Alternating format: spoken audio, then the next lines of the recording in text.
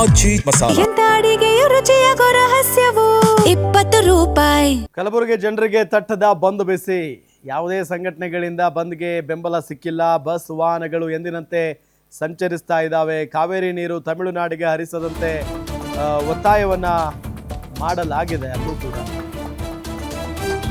ಅಂಗಡಿಗಳು ಓಪನ್ ಆಗಿದ್ದಾವೆ. ವ್ಯಾಪಾರ ವಹಿವಾಟಿಗೆ ಬ್ರೇಕ್ ಅಂತೂ ಬಿದ್ದಿಲ್ಲ.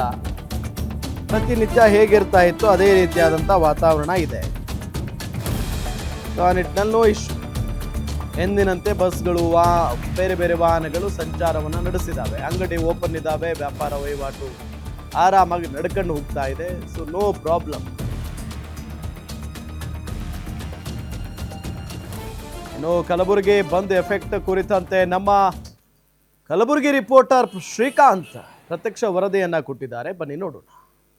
ಕಾವೇರಿ ನದಿ ನೀರು ಹರಿಸದಂತೆ ಆಗ್ರಹಿಸಿ ವಿವಿಧ ಕನ್ನಡಪರ ಸಂಘಟನೆಗಳು ಹಿರಿಯ ಹೋರಾಟಗಾರ ವಟಾಳ್ ನಾಗರಾಜ್ ಅವರ ನೇತೃತ್ವದಲ್ಲಿ ಕರೆ ನೀಡಲಾದ ಕರ್ನಾಟಕ ಬಂದ್ಗೆ ಕಲಬುರಗಿಯಲ್ಲಿ ಬೆಂಬಲ ದೊರೆತಿಲ್ಲ ಅಂತಾನೆ ಹೇಳ್ಬಹುದು. ನಾನು ಸದ್ಯ ಕಲಬುರಗಿ ನಗರದ ಕೇಂದ್ರ ಬಸ್ ನಿಲ್ದಾಣದ ಎದುರುಗಡೆ ದೃಶ್ಯಗಳಲ್ಲಿ ಗಮನಿಸಬಹುದು. ಏನು ಕಲಬುರಗಿ ನಗರದ ಕೇಂದ್ರ ಬಸ್ ನಿಲ್ದಾಣಕ್ಕೆ ಎಂದಿನಂತೆ ಬಸ್ಗಳು ಆಗಮಿಸುತ್ತಿರುವಂತದನ್ನ ನೀವು ಗಮನಿಸಬಹುದು. ಏನು ಕಲಬುರಗಿಯಲ್ಲಿ ಬಂದ್ಗೆ ಯಾವುದೇ ರೀತಿಯ ಬೆಂಬಲ ದೊರೆತಿಲ್ಲ ಅಂತ ಹೇಳ್ಬೋದು. ಏನಕ್ಕೆ ಬೇರೆ ಜಿಲ್ಲೆಗಳಿಂದ ಹಾಗೂ ಬೇರೆ ನಗರಗಳಿಂದಲೂ ಕೂಡ ಬಸ್ಗಳು ಈಗಾಗಲೇ ಆಗಮಿಸುತ್ತಿರುವಂತದ್ದು.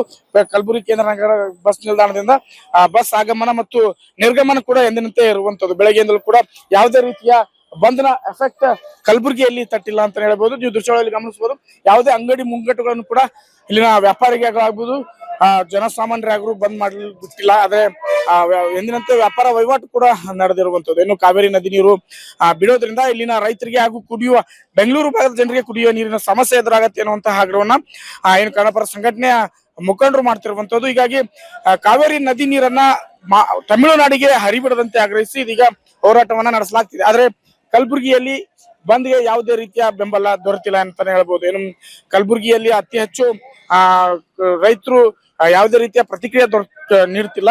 ಹಾಗೂ ಯಾವುದೇ ಕನ್ನಡಪರ ಸಂಘಟನೆಗಳಾಗ್ಲಿ ರಸ್ತೆಗಳಿದ್ದು ಹೋರಾಟವನ್ನು ಕೂಡ ಮಾಡೋದಕ್ಕೆ ಮುಂದಾಗಿಲ್ಲ. ಹೀಗಾಗಿ ಕಲಬುರಗಿಯಲ್ಲಿ ಎಂದಿನಂತೆ ಜನಜೀವನ ನಡೆದಿದೆ ಅಂತಾನೆ ಹೇಳ್ಬೋದು. ಬಸ್ ಆಗ್ಲಿ ಅಂಗಡಿ ಮುಂಗಟ್ಟುಗಳಾಗಲಿ ಯಾವ್ದು ಕೂಡ ಬಂದ್ ಆಗಿದೆ.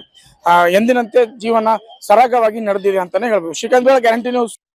ಕಾವೇರಿ ನದಿ ನೀರು ಹರಿಸದಂತೆ ಆಗ್ರಹಿಸಿ